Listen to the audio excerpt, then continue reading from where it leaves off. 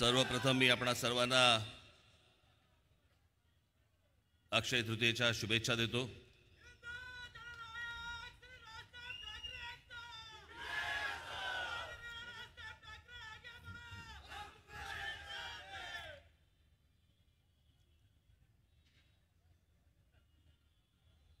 दुपार संध्याकाळच्या वेळेला विजांसकट जो काही पाऊस पडला,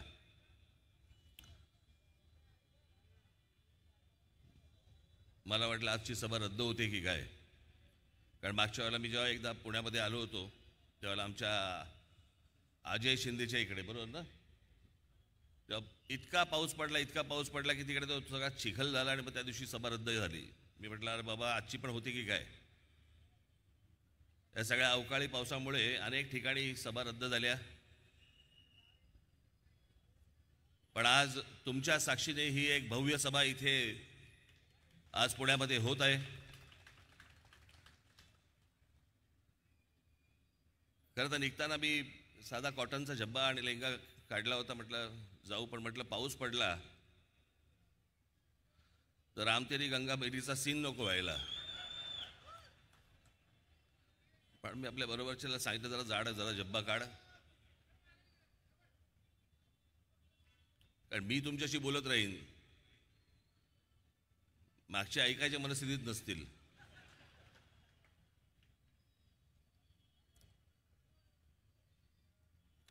आज ही कितवी लोकसभेची निवडणूक आहे मला कल्पना नाही, कितवी आहे, कितवी लोकसभा आहे, 18वी।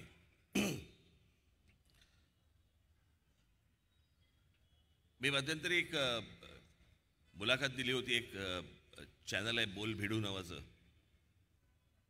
आत्ता एक 7-8-10 दिवसापूर्वी। त्याच्यामध्ये मी म्हटलं होतं की मला समज नाही म्हणणार मी त्याला, पण राजकारणाची उमज ज्याला म्हणतो आपण, असा साधारणपणे तो काळ होता 1975चा काळ होता, ज्याला आणीबाणी लागली गेली। त्यावेळेला अख्खा देश असा सगळा घुसळून निघत होता। मी शाळेमध्ये होतो, परंतु समजत होतो, आजूबाजूचं वातावरण पाहत होतो।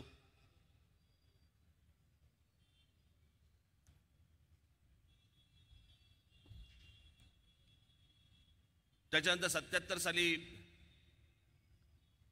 मग निवडणूक झाली त्या आणीबाणीच्या विरोधात। मी पाहत होतो साधारणपणे 52 सालापासून, जेव्हा आपल्या देशामध्ये पहिली निवडणूक ज्यावेळेला झाली 52 साली, त्याच्यानंतरच्या सगळ्या निवडणुका पाहत होतो।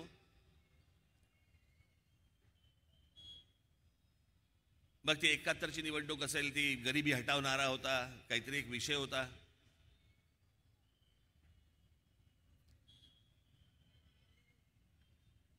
मग 77ची निवडणूक झाली, त्यावेळेला एक आणीबाणीच्या विरोधामध्ये लाट होती। मग 80ला इंदिरा गांधींवरती ज्या प्रकारचे काही हल्ले झाले, ज्या प्रकारचे काही अत्याचार झाले, ज्या काही गोष्टी झाल्यात, आणि जनता पक्ष हा आतल्या आत पराभवी ठरायला लागला। त्याच्यात परत इंदिरा गांधी आल्या, म्हणजे ते परत इंदिरा गांधींची लाट होती, तो विषय होता। 84 साली इंदिराजी गेल्या, त्यांची हत्या झाली, तो इश्यू होता। 89 साली बोफोर्स हा इश्यू होता। 91 साली राजीव गांधींची हत्या झाली, हा इश्यू होता।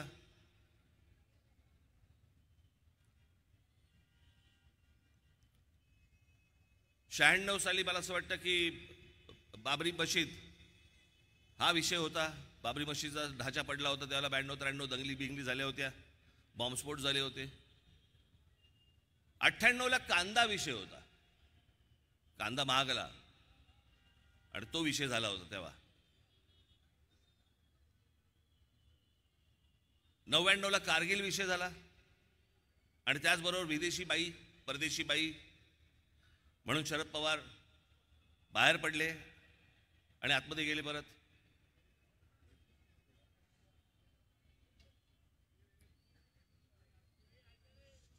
मग 2004ला मला असं वाटतं की इंडिया शायनिंग आलं, मग 2009ला मला असं वाटतं काहीतरी अनेक काही काही विषय झाले होते, तेव्हा पण काहीतरी विषय होते. 2014ला नरेंद्र मोदींची लाट आली.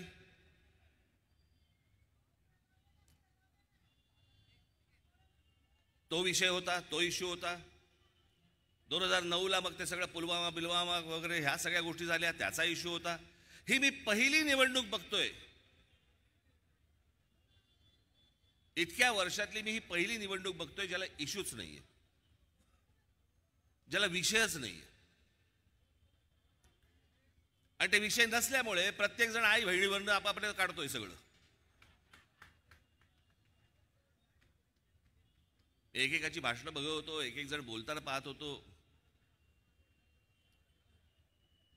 ही सगळी भाषणं आणि या सगळ्या गोष्टीतनं महाराष्ट्र असा कधी नव्हता हो.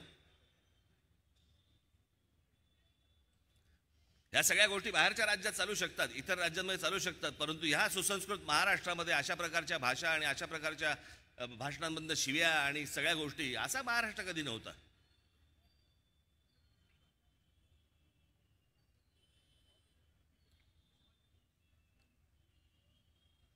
आणि या महाराष्ट्रातल्या अनेक बाकीच्या काही पुढाऱ्यांनी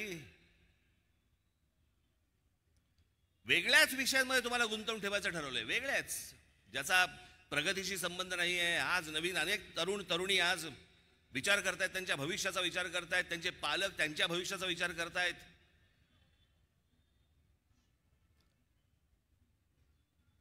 मी आजची सभा तुम्हाला सांगू का मी का घेतोय? मुरलीधरजी आज एका पुण्यासारख्या शहरामध्ये, इतक्या एका मोठ्या शहरामध्ये, इतके विद्वान या शहराने दिले, जगभरातल्या अनेक कंपन्यांना इतके सल्लागार दिले,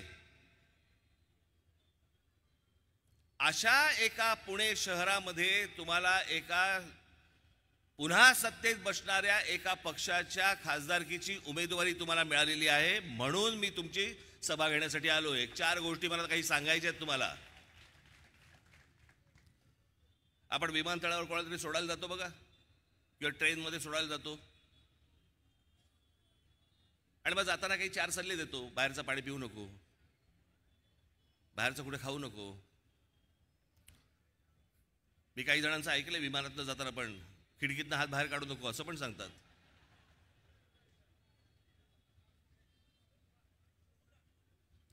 पण मला असं वाटतं की आपल्या या सगळ्या नियोजन शून्य गोष्टींमुळे अनेक वेळेला आपल्या शहरांची जी शहरं बर्बाद होत आहेत, जी डोळ्यात देखत बर्बाद होताना दिसत आहेत, आणि ती जर समजा लोकप्रतिनिधी म्हणून जर उद्या समजा खासदार असतील, आमदार असतील, नगरसेवक असतील, हे जर समजा ती शहरं वाचवणार नसतील, मोठी चांगली करणार नसतील. मी 2014 साली एक छोटी डॉक्युमेंटरी केली होती एस्थेटिक वरती, युट्यूबवरती असेल बघा तुम्ही ती.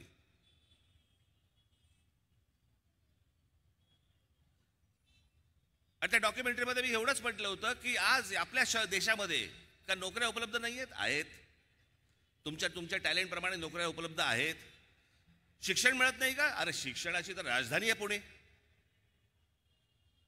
शिक्षण मिळत नाही का योग्य? शिक्षण मिळतंय योग्य. मग तरी पण आपल्याकडची मुलं, आपल्याकडच्या मुली या परदेशी का जात आहेत? शिक्षण तर त्यांना इथेही मिळतंय, नोकऱ्या तर त्यांना इथेही मिळत आहेत, पगार कमी जास्ती प्रमाणामध्ये काही गोष्टी असतील, का जात आहेत मध्ये? ते एकाच गोष्टीसाठी जात आहेत, ते म्हणजे सभोवतालचं वातावरण.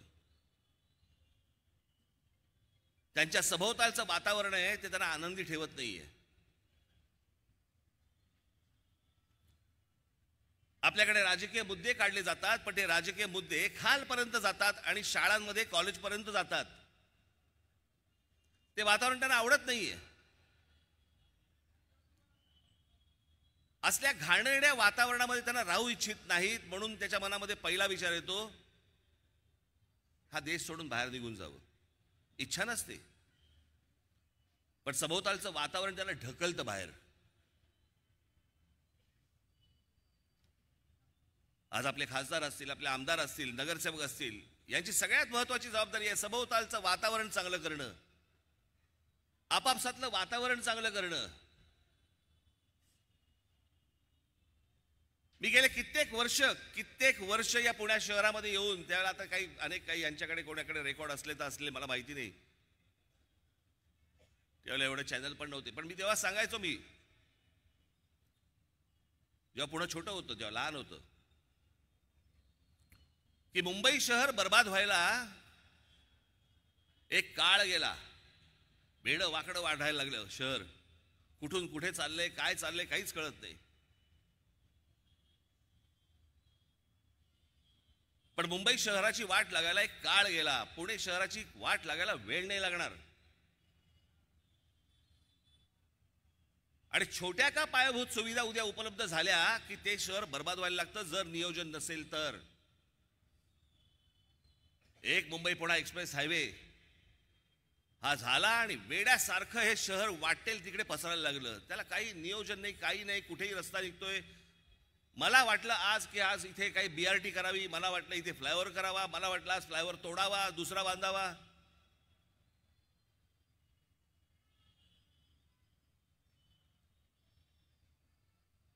काल परवाकडे मी बघत होतो, पुणे शहर, फक्त पुणे महानगरपालिका, एवढीच फक्त गोष्ट बोलतोय, पुणे महानगरपालिका या शहराची लोकसंख्या आहे 70 लाख.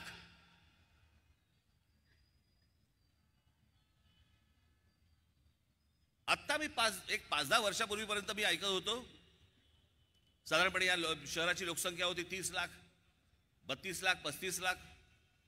आज बघतोय 70 लाख. आणि या 70 लाख लोकसंख्येच्या शहरामध्ये वाहनं किती आहेत? 72 लाख. कुठून रस्ते मिळणार आहेत तुम्हाला? कुठून रस्ते पुरणार आहेत आपल्याला?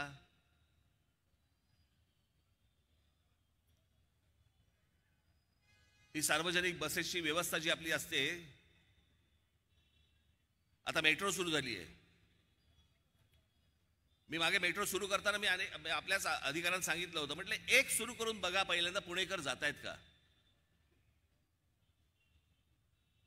प्रत्येक शहराची एक मानसिकता असते. मुंबईमध्ये रेल्वेने प्रवास करणं, BSTने प्रवास करणं वर्षानुवर्ष चालू आहे. पुणेकरांची काय परिस्थिती आहे? टू व्हीलर घेतली, मारली किक, चालला. कोण जिना चढेल आणि कोण ती मेट्रो पकडेल आणि कोण कशाला जाईल, त्यापेक्षा आपल्या इथून पटकन जाऊन येतो. हा प्रत्येकाच्या विचारातनं आज ज्या व्हेकल्स वाढलेले आहेत पुणे शहरामध्ये, उद्या रस्ते मिळणार नाहीत आपल्याला.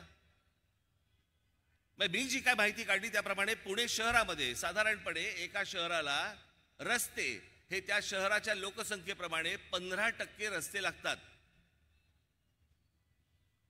आज पुणे शहरामध्ये साधारणपणे 7.5 ते 8% रस्ते आहेत. उद्या सकाळी घरातनं निघाल आणि तिथेच असाल.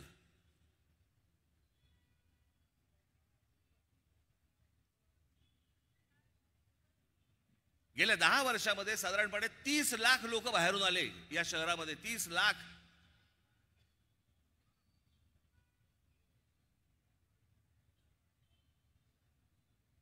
शिक्षणासाठी आले, उद्योगासाठी आले. मी फक्त नुसतं तुमच्यासाठी फक्त वाचून दाखवतो, आपल्याकडे कल्पना नसते की पुणे हे शिक्षणाच्या दृष्टीने कदाचित जगातलं असं एकमेव शहर असेल की जिथे एका शहरात सगळ्यात जास्ती विद्यापीठ आहेत आणि वेगवेगळ्या शैक्षणिक संस्था आहेत. पुण्यात सरकारचं सावित्रीबाई फुले विद्यापीठ आहे. त्या व्यतिरिक्त 12 डीम्ड युनिव्हर्सिटी आहेत, 5 खाजगी विद्यापीठे आहेत, 6 स्वायत्त ऑटोनॉमस विद्यापीठे आहेत, नॅशनल डिफेन्स अकॅडमी आहे, defence institute of advance technology आहे, केंद्र सरकारची 2 महत्त्वाची कॉलेजेस आहेत, त्याशिवाय राज्य सरकारची इंजिनिअरिंग कॉलेज आहेत, 8 मेडिकल कॉलेजेस आहेत. याशिवाय सदन कमांड पुण्यात आहे. देशातील पहिल्या 15 टॉप IT कंपन्यांची ऑफिसेस आहेत. पुण्यात 5,80,000 मीडियम आणि स्मॉल स्केल इंडस्ट्री आहे, ज्यांची अंदाजे दिल्लीला कर म्हणून किती भरतं माहिती आहे तुम्हाला? 75 ते 80 हजार कोटी रुपये भरतं.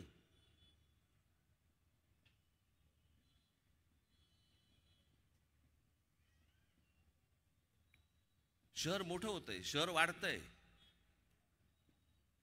मुंबईमध्ये देखील इतक्या एजन्सीज काम करतात, पण इतक्या वर्षांमध्ये त्या सगळ्या एजन्सीशी मिळून, मग ती महानगरपालिका असेल, ती म्हाडा असेल, अजून कुठची ती तुमच्या ज्या काही संस्था असतील जे प्रत्येक शहर म्हणून बघत असतात, त्यांची सगळ्यांची मिळून एक बैठक नाही झाली, एक मीटिंग नाही झाली इतक्या वर्षात.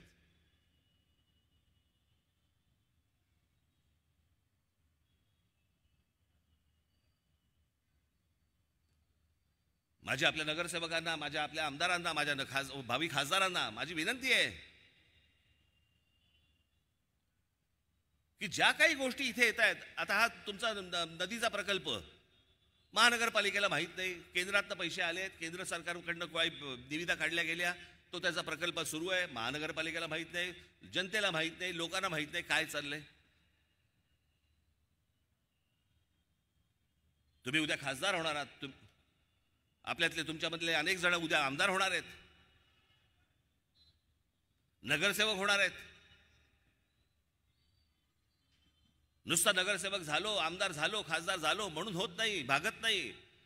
या शहरांचं जर समजा नियोजन जर समजा आज नाही झालं, ही फुटतील शहरं, उद्ध्वस्त होतील. आणि या शहरांकडे नीट लक्ष दिलं जाऊ नये, बाकीच्या गोष्टींमध्ये करावं म्हणून इकडचे अनेक नेते हे आम्हाला सगळ्यांना इथे जातीपातीमध्ये गुंतवून ठेवतायत.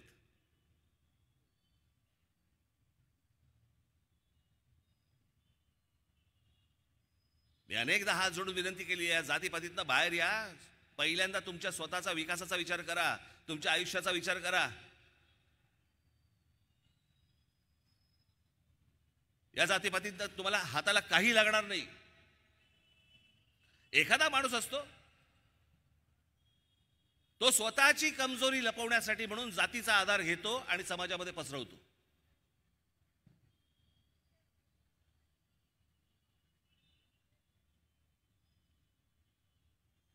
लहान असल्यापासून या शहरामध्ये आलो मी. 71-72 सालापासून मी या शहरामध्ये आलो. एक टुमदार सुंदर असं पुणे होतं. छान बागा होत्या, तलाव होते, वातावरण छान होतं, गर्दीने भरलेलं नव्हतं.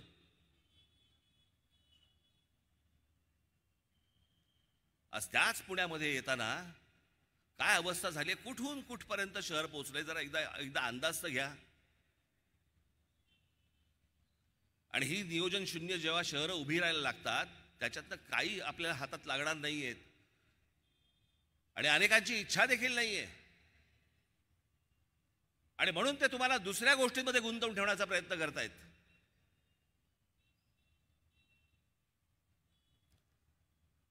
मी मागे सांगितलं होतं ना की ज्यावेळेला शरद पवार साहेबांनी ज्यावेळेला राष्ट्रवादी काँग्रेसची स्थापना केली 1999 साली, आज राष्ट्रवादी काँग्रेसची पण लोक इथे आहेत, पण ते अजितदादांबरोबर आहेत. बाकी अनेक मतभेद असतील माझे अजित पवारांबद्दल, पण एक गोष्ट तुम्हाला निश्चित सांगतो, अजित पवार या माणसाने कधी जातीपातीचं राजकारण नाही केलं. मी आजपर्यंत सगळ्या गोष्टी पाहत आलो त्यांच्या, पण एका गोष्टी बाबतीत शरद पवार साहेबांबरोबर राहून पण त्यांनी कधी जातीपातीचं राजकारण केल्याचं आजपर्यंत मला आठवत नाही. आणि हे सगळं जे जातीपातीचं विष हे 1999 सालापासून जे कालवायला सुरुवात झाली आहे, इथे संभाजी पार्कमध्ये राम गणेश गडकरींचा पुतळा उखाडला गेला होता. अरे माहिती आहेत का ते कोण आहेत? राम गणेश गडकरी माहिती आहेत का? अनेकांना वाटलं नितीन गडकरींचे नातेवाईक आहेत म्हणून उखडला.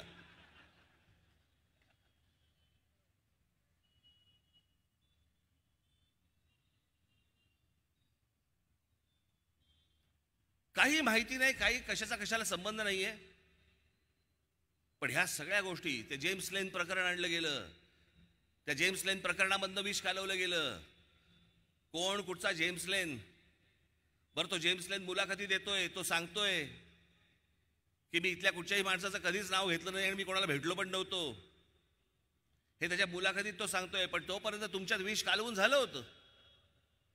का विष कालवलं गेलं? कारण तुम्ही जातीकडे पाहावं आणि आम्हाला मतदान करत राहावं. तुम्हाला लागते कशाला चांगलं शहर होण्याशी? मतलब काय तुम्हाला? तुमच्या पिढ्या जन्माला येतील, जिवंत राहतील, म्हाताऱ्या होतील, मरतील. कोणाला गरज आहे याची? आम्ही पेटतो कशामध्ये? आम्हाला शहर बर्बाद झालं तरी चालेल, आम्ही थंड असतो, पण आमच्याला जातीवरनं काही बोललं की आम्ही लगेच पेटायला सुरुवात होते. का? काही कारण नाही. या असल्या मानसिकतेचा गैरफायदा घेणारी मंडळी आजपर्यंत आज तुमच्या समोर येत आहेत. आज काय तर म्हणे तिथे काही मुस्लिम मोहल्ल्यांमध्ये आणि काही तुमच्या मशिदींमध्ये फतवे निघतायत.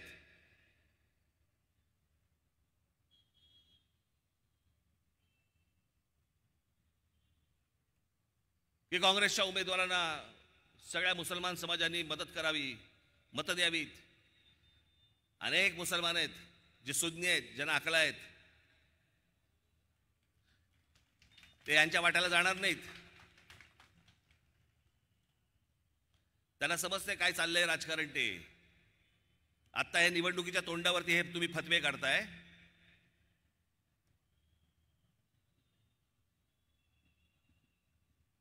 समजले कोण हे तुम्ही? मुस्लिम समाजाला काय समजलात तुम्ही?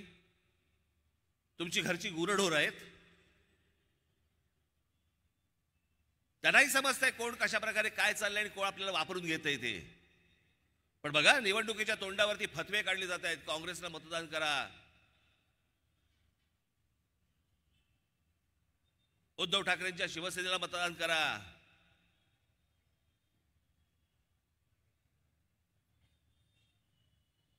जर हे मशिदींमधनं हे मौलवी जर समजा यांना फतवे काढत असतील की यांना मतदान करा म्हणून, मग आज राज ठाकरे तुम्हाला आज फतवा काढतो. माझ्या तमाम हिंदू बांधवांनो, भगिनींनो आणि मातांनो,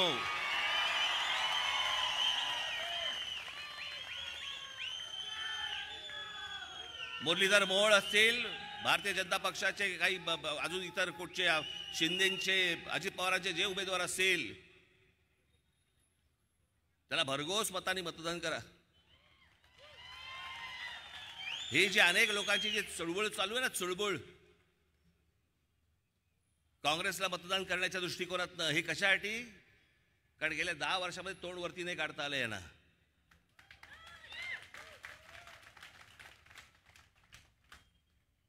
तुम्हाला मी एक गोष्ट सांगतो, नरेंद्र मोदी, भारतीय जनता पक्षाचं केंद्रातलं सरकार, माझ्या काही गोष्टींबद्दलचे मतभेद आहेत, ते राहणार.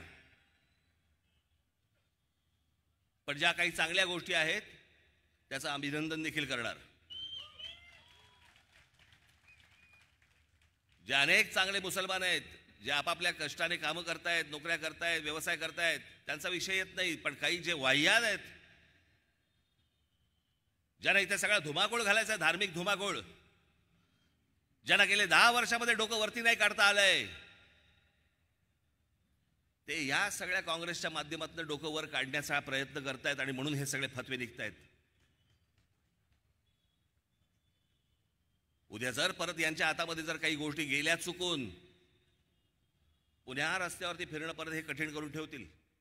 मला अजूनही आठवतंय तो सगळा 80-90चा सगळा काळ, काय काय चालू होतं यांचे, उन्माद सुरू होते, उन्माद. त्या सगळ्या गोष्टींचा शेवट होता हा बाबरी मशिदीचा ढाचा पडणं.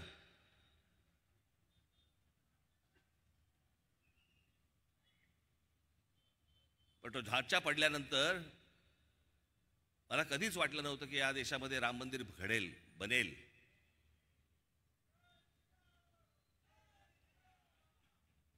पण तुम्हाला निश्चित सांगतो, मी परत मगाशी म्हटल्याप्रमाणे काही मतभेद असतील, पण राम मंदिर जर कोणामुळे होऊ शकलं असेल तर ते नरेंद्र मोदींमुळेच होऊ शकलं या देशामध्ये. जो माझा कारसेवक त्यावेळेला गेला, मुलायम सिंग यादवच्या लोकांनी, पोलिसांनी ज्याला गोळ्या घालून ठार मारले ज्याला कारसेवकांना, आणि त्यांची शरयू नदीमध्ये ज्याला प्रेत फेकून दिली गेली होती, माझ्या डोळ्यासमोर आजही आहे ते चित्र.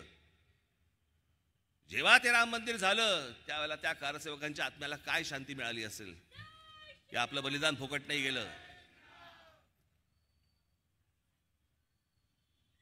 पण भावनिक विषय हे स्वतःपुरता ठेवायचे असतात. तुमचं मत, तुमच्या गोष्टी ह्या सगळ्या मतपेटीमधनं व्यक्त व्हायला पाहिजेत. पण सगळ्यात महत्त्वाची गोष्ट म्हणजे तुम्ही आपल्या नगरसेवक असतील, आमदार असतील, खासदार असतील, यांच्याकडनं तुम्ही पहिल्यांदा त्यांना प्रश्न विचारले पाहिजेत की माझ्या शहराच्या नियोजनाचं काय चाललंय. आणि मी आपल्याला पण सांगू इच्छितो, या इकडे, या इकडे या. ज्या पुणे शहरातल्या लोकांकडनं अनेक तज्ज्ञ लोक इथे राहतात, अनेक विद्वान लोक इथे राहतात, या शहराची मांडणी कशा प्रकारे झाली पाहिजे, कशा प्रकारे याला पाणी पुरवठा झाला पाहिजे, कशा प्रकारे याची आरोग्य व्यवस्था असली पाहिजे, कशा प्रकारचे इथे रस्ते, फ्लायओव्हर, ब्रिजेस हे झाले पाहिजेत, या माझ्या पुण्यामधल्या जनतेला सुखाने कसं नांदता आलं पाहिजे, घरातनं बाहेर पाऊल ठेवल्यावरती सुखा समाधानाचा श्वास घेता आला पाहिजे. मी एका चांगल्या शहरामध्ये राहतोय, हे चित्र उभं करण्याचं काम, जबाबदारी ही तुम्हा लोकांवरती आहे.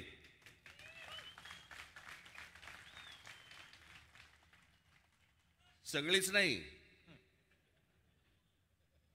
पण खासदार, आमदार, नगरसेवक सगळ्यांनी मिळून ह्या सगळ्या गोष्टी करायच्या असतात. मला असं वाटतं की याची सगळ्यांची मिळून एक बैठक होणं गरजेचं आहे आणि या पुणे शहराला एक चांगला आकार देण्याचा आपण प्रयत्न करू. माझा तर सहभाग तर 100% असेलच असेल, त्याच्यामध्ये काही दुमत नाही.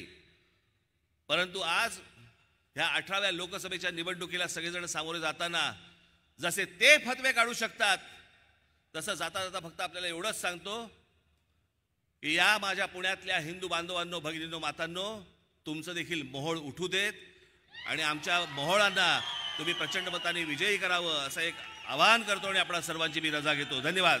जय हिंद, जय महाराष्ट्र. धन्यवाद साहेब.